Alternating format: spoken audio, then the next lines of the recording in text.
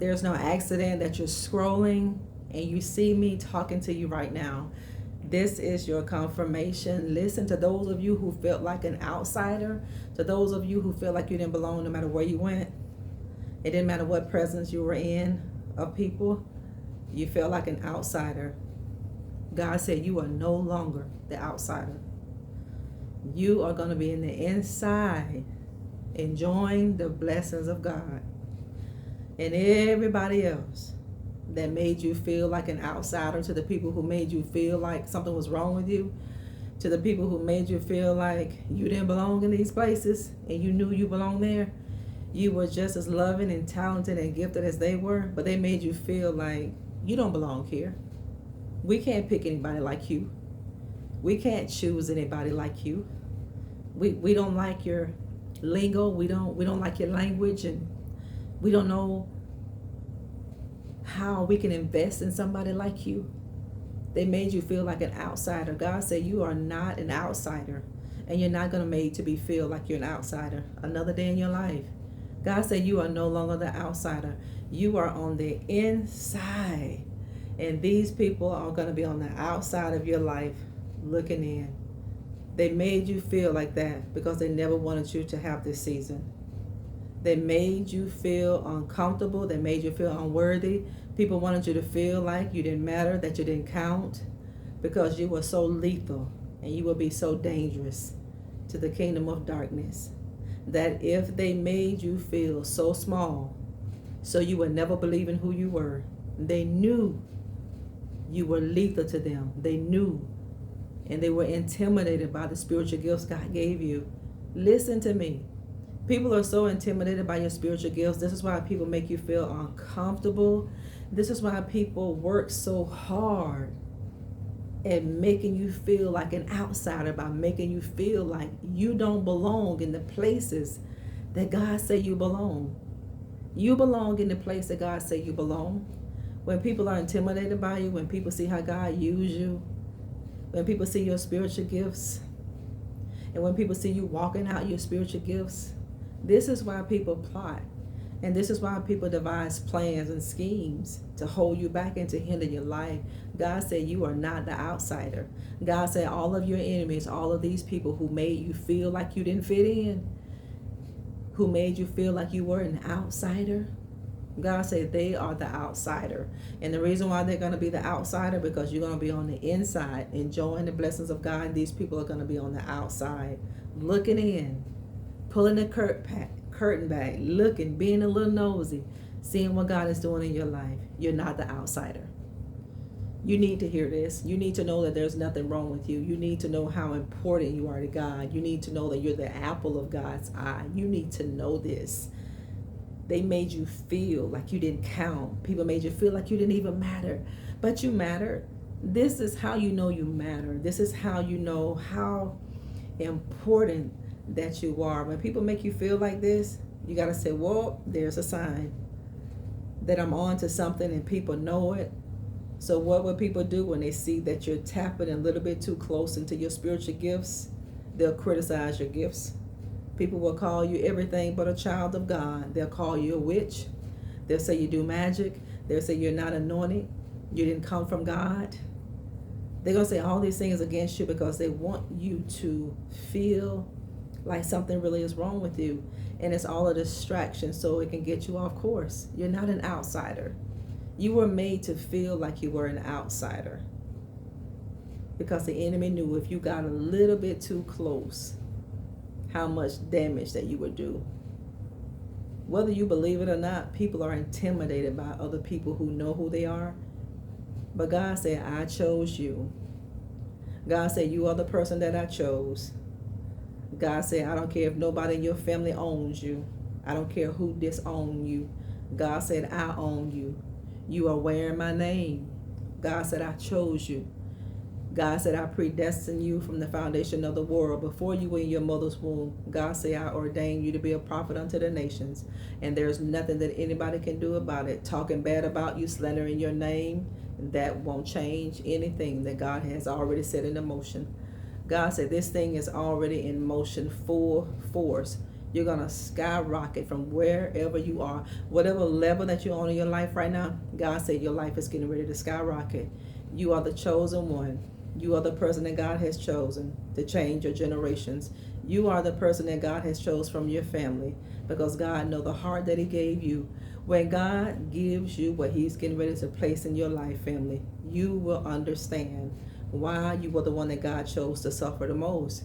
If you are suffering the most, you have a big future. You have a big assignment, and there's a bigger blessing for you.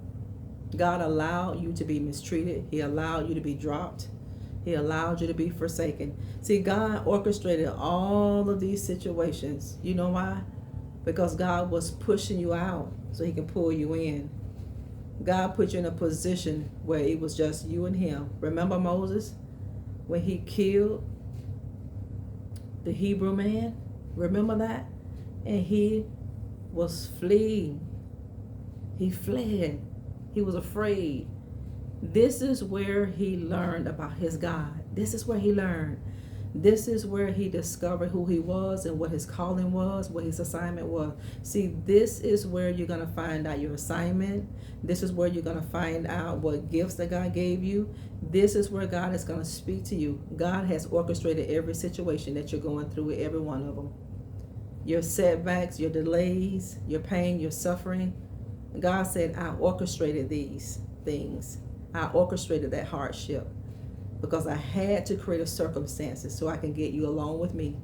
God was only getting you along with him. This is why, family, he let people leave your life. This is why God let people drop you, because God had to get you alone so he can reveal to you why he called you here in this earth and what your kingdom assignment is. It's all about purpose, the pain.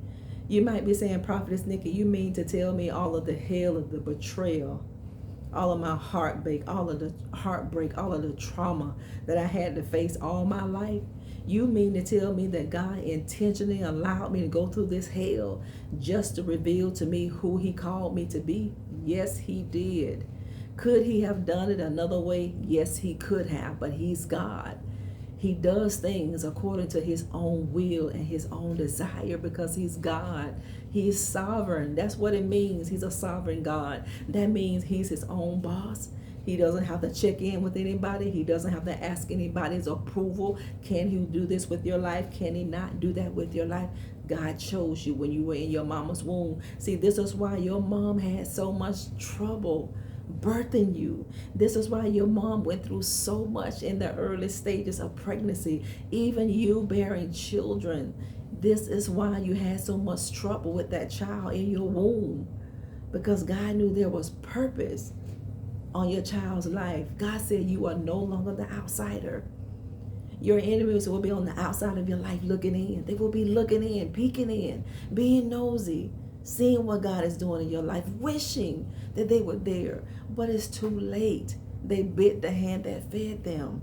They burned the bridge that they were supposed to be building. They betrayed the person who was loyal and faithful and committed to them. God said you are not an outsider. Although you were made to feel like you were an outsider, God said you're never alone. Although you were made to feel lonely, God said you're not alone. I'm right there. Although people forsook you, God said, I didn't forsake you. He said, I've been right there with you the whole time. Why do you think you didn't lose your mind? Why do you think you're still here? Why do you think the gun didn't kill you? The car wreck didn't kill you? Why do you think that sickness and disease didn't take you out? Why do you think?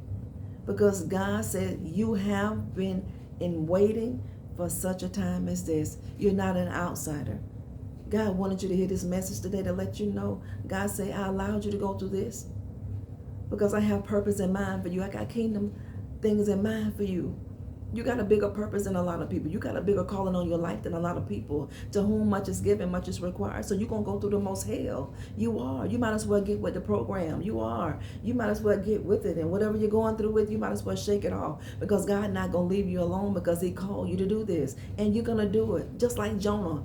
God told him to go to Nineveh. But he went the other direction and went to Tarshish, didn't he? But look what God prepared. God prepared a big fish to swallow him up. And he was in the belly of the fish for 3 days, which is indicative to a type shadow of Christ, who would be in the earth for 3 days. And on the third day, he would rise. Just like Jonah, just like our Messiah, and just like you, in 3 days. Hashtag God in 3 days. You're going to resurrect what was dead in 3 days. And when that whale regurgitated him and threw him up, he hit the land running, didn't he? He hit the ground running. Jonah didn't want God to forgive those people. He wanted God to destroy them.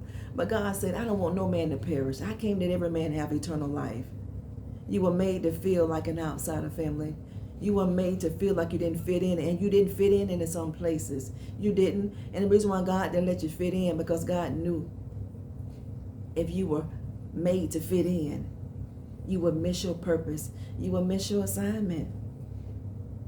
But in this season of your life, God said, I'm going to do exceedingly and abundantly above all you can ever ask or think, according to the power that worked down on the inside of you. People regret the day that they made you feel the way they made you feel. They regret not working with you. People regret not supporting you. They regret not helping you. They regret biting the hand that fed them. People regret burning the bridge that carried them across. You were a bridge to somebody. You were a bridge to people. But they crossed that bridge and they burned it when they crossed it. They crossed the bridge that you prepared for them and they burned it because they never thought they would need you again. But look at God. Now they need you, and now God's going to put you in a position in your life that you can't help them because they have to learn. Biting you mean they bit God. Betraying you mean they betrayed God. Ruining your name and ruining your reputation, they tried to ruin God's name and ruin his reputation.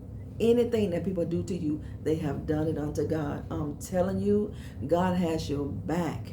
You can believe that. It don't matter what people do, what they say, what they try. Let them do it. They're going to hit a brick wall every single time. They're going to have a hiccup every time. They're going to sprain their ankle. They're going to hit their head every single time. They won't penetrate the wall that God put in place for them. They're going to keep hitting a brick wall. Because you can't be penetrated. You can't be immolated. You can't be duplicated. You are unbothered now, and you're unfazed, and people can't stand you right now because you're unbothered and you are unfazed. You were meant to hear this message. God said you are not an outsider. Stop saying you're an outsider. God said you're not a victim. Stop saying you're a victim. Stop thinking that you're a victim. Stop acting victimized. You are a victorious person. You have been made in the likeness and image of God. That's who you are. You are an overcomer. You overcome by the blood of the Lamb and by the word of your own testimony. Share this message with somebody. Thank y'all for tuning in our broadcast today. If you are enough, jump over to my Instagram and give me your support. Don't y'all get scammed on this channel.